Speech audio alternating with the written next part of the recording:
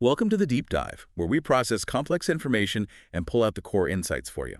And today is, well, a bit different for us. It really is. We're focusing entirely on the monthly forecast from someone we both know personally and have immense respect for, Lorenzo. That's right. Lorenzo's work, his astrology and tarot insights, they're just consistently powerful. We always pay close attention when his guidance comes out. Absolutely. And because we know him, and frankly, because we've seen his accuracy time and time again, we felt, we had to approach this one differently. How so? We're actually going to deliver his entire Libra forecast for May 2025 verbatim, as in word for word, no interpretation, no skipping anything. Wow, okay. Complete faith in the source material. Exactly. The title is The Price of Peace is Too High, and we're pulling it straight from his report, the PDF titled, Libra, The Price of Peace is Too High, Full Moon Tarastrology, May 2025. Got it. And the backdrop for all this is the full moon in Scorpio, happening May 12th, 2025. That alone signals intensity, transformation. Definitely. And Lorenzo makes a point, too.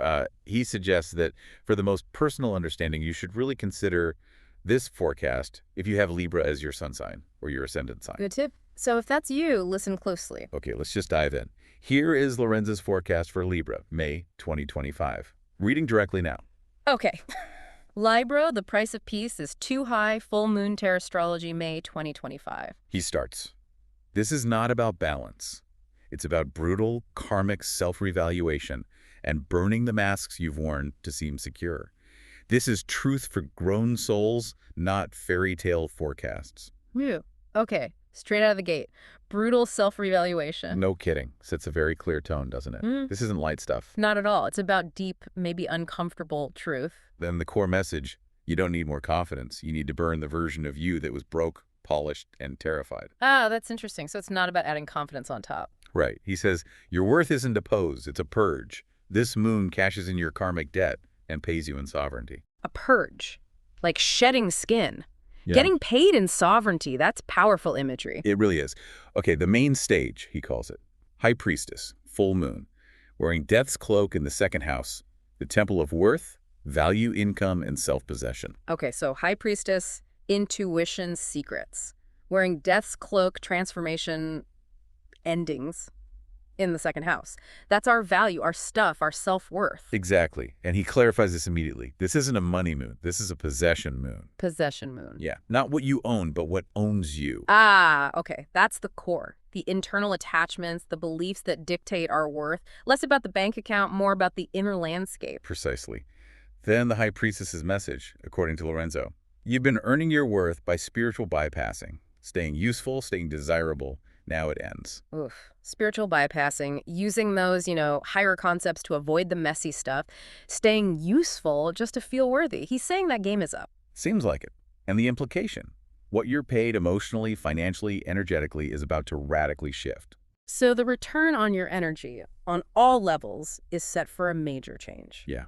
And what's the cost, he says? Nope. Price. Release every value system installed to keep you dependent, obedient, or small. Installed systems, like programming, right?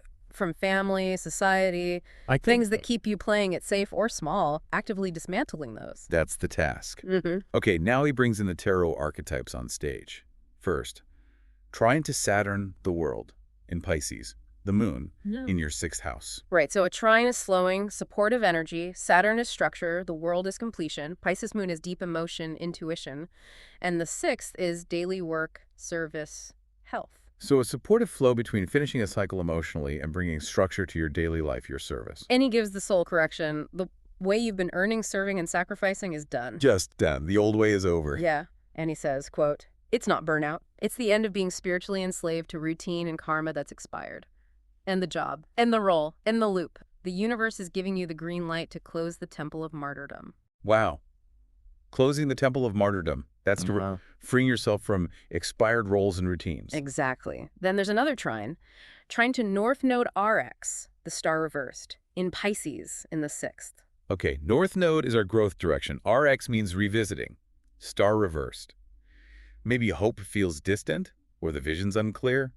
Still in that sixth house of daily grind and service. And he interprets this. You're not meant to just work your way up. Your true service is mystical, irregular, non-linear, and terrifying to the part of you that wants approval. So forget the corporate ladder idea. It's something more soul-led, maybe less predictable, which can be scary, right, if you crave that external. Totally. He continues. The star reverse says, the dream is still alive, but it demands a new container. The container needs changing.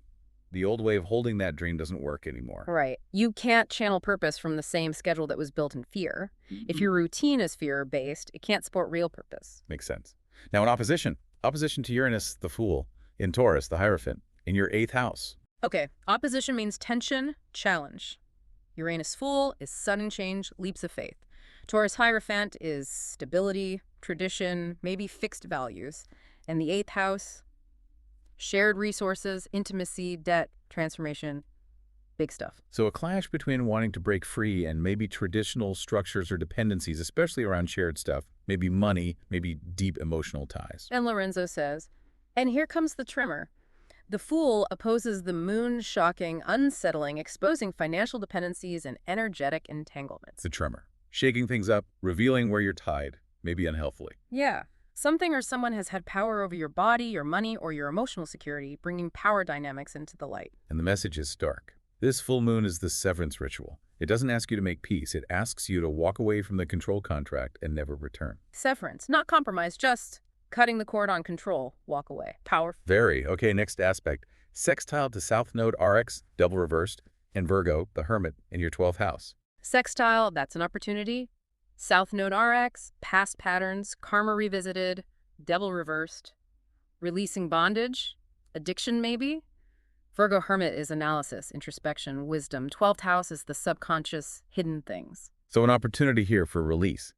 Using introspection to break free from hidden subconscious patterns of bondage or unhealthy attachments. Exactly. Lorenzo says, you're being released from hidden servitude to guilt, psychic debt, and ancestral scripts. Hidden servitude, things you don't even realize are driving you.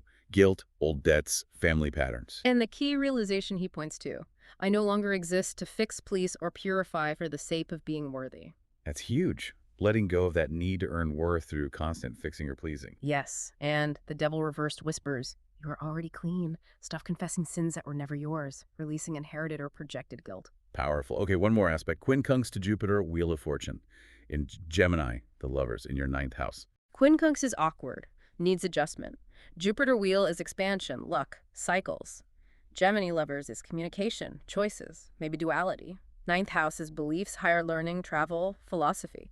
So some tension or need for adjustment around maybe big ideas, beliefs, opportunities. Yeah. Maybe they create difficult choices or don't quite fit with your relationships or core truths. Feels like it, Lorenzo warns, beware false revelations.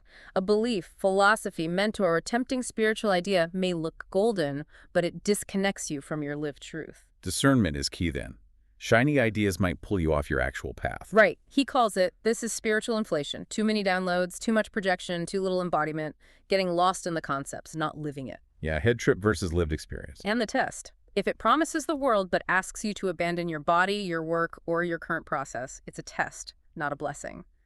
Don't ditch your reality for a lofty promise. The practical check. Okay, now he talks about the invisible thread others miss. First point. Saturn conjunct North Node in your 6th, Sacred Soul Assignment activation. We touched on this with the trine. Saturn's discipline meeting your soul's path. Right there in your daily work and service. A major activation. But, he says, here's the twist. Yeah. It's not glamorous.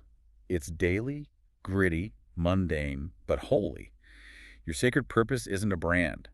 It's a practice. Ah, I like that. Purpose isn't a flashy label. It's showing up every day. You don't need clarity. You need commitment. Even when no one sees it, just do the work. Powerful. Second invisible thread. Uranus sextile North Node trine South Node. Psychic breakout. So Uranus, the awakener, is harmoniously aspecting your path forward in your past, helping you break free. Yeah, psychic breakout, he says. You're spiritually breaking out of a false priesthood. The roles, rituals, or spiritual jobs that made you feel safe. Those safe spiritual boxes are actually the cage. The safety was confinement. Wow. Okay. Third thread. Jupiter square the nodes. The dream isn't dead, but the path to it is. Square, that's the tension again. Jupiter's big vision challenging your current path. The dream's okay, but how you're getting there needs a rethink. And the advice. You don't have to stop believing. You have to stop performing enlightenment just to fit someone else's idea of success. Stop the performance. Be authentic in your journey, not playing a role for others. Makes total sense. Okay, now we hit the wow moment section. Reading this part, this isn't about raising your rates. This is about burning the inner slave who thought they had to prove their worth with labor, silence, or beauty. Again, hitting that deep internal belief system, not just surface actions, but the inner dynamic. The second house in Scorpio is a spiritual bank vault. The high priestess doesn't give you more money. She asks, why did you sell your soul for so little in the first place? Oof, that's a direct hit. Questioning the foundational agreements you made about your own value. Yeah, it cuts deep.